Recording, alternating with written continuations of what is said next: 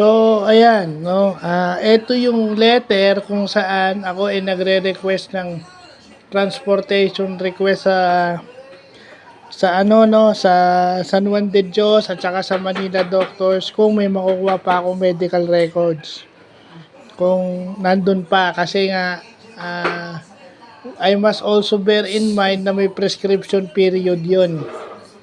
Kasi since 1987 pa yon, hindi natin alam kung naitatago pa yan. Alam mo naman mga tao ngayon. Porket ospital, akala nila walang prescription period. Akala kasi nila laging may archives. Hindi nila naiintindihan. Although tama rin yun.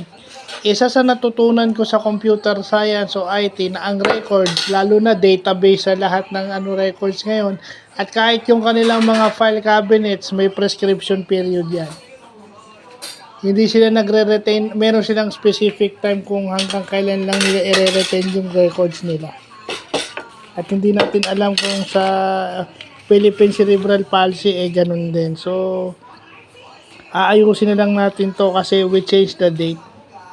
So, inano ko lang para no. Ayan yung magiging itsura ko.